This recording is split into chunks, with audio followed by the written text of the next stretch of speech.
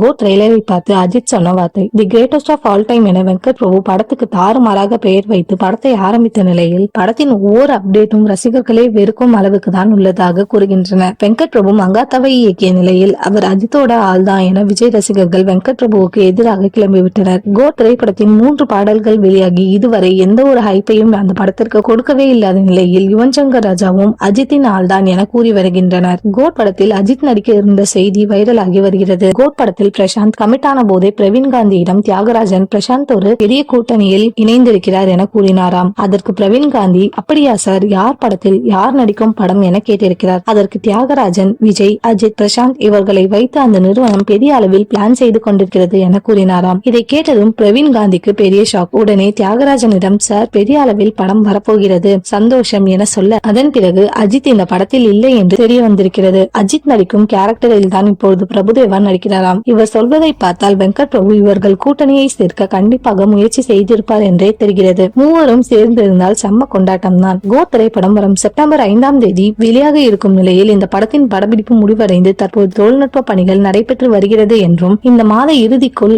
அனைத்து பணிகளும் முடிவடைந்து ரிலீஸுக்கு தயாராகிவிடும் என்றும் எதிர்பார்க்கப்படுகிறது. இந்த நிலையில் சற்று முன் தயாரிப்பாளர் அர்ச்சனா கல்பதி தனது சமூக வலைதளத்தில் கோட் படத்தின் ட்ரெய்லர் ரிலீஸ் தேதி எப்போது வெளியாகும் என்று அறிவித்துள்ளார். ஏற்கனவே ட்ரெய்லரை பலரும் பார்த்துள்ளனர். அதில் முக்கியமாக அஜித்திற்கும் வெங்கட் பிரபு காண்பித்துள்ளார். இதனை பார்த்ததும் வெங்கட் பிரபுவை பாராட்டியுள்ளார். விஜய்க்கும் தனது வாழ்த்தை தெரிவித்து இருக்கிறார்.